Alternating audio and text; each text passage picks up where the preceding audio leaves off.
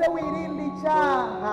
Usomye Zaburi ya 32 ugasoma ku murongo waho wa mbere n'uwa kabiri, haravuga ngo arahiriwe umuntu uhoraho adaharura ko ibigabitanyo, adaharura ko ukugabitanya, umutima wiwe ntube nk'ubugunge.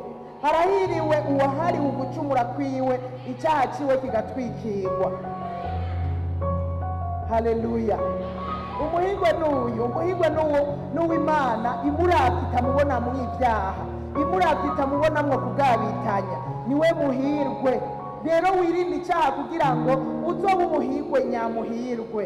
Wirinde icyaha muri uyu mwaka n'iyindi myaka dushigaje yo kubaho. Ubeho wirinda ibyaha, ubeho uhunga icyaha, kandi birashoboka. Haleluya.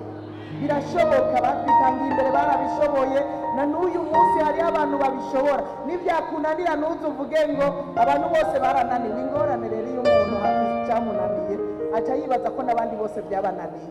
Habanamba, hariho abantu uyu munsi bahunga icyaha, hariho abantu uyu munsi Imana idaharura ko ibigabitanyo ibaravye. Rero wirinde icyaha kugira uzobe mu mahirwe.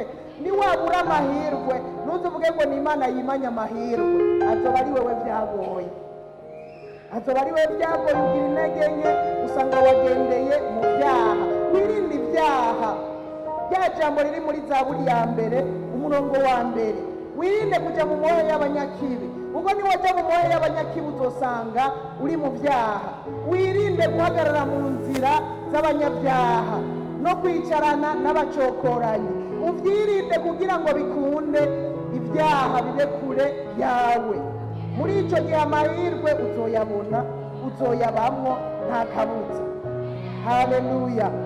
Wirinde, Imana iranka icyaha, nubwo ikunda abanyabyaha iranka icyaha.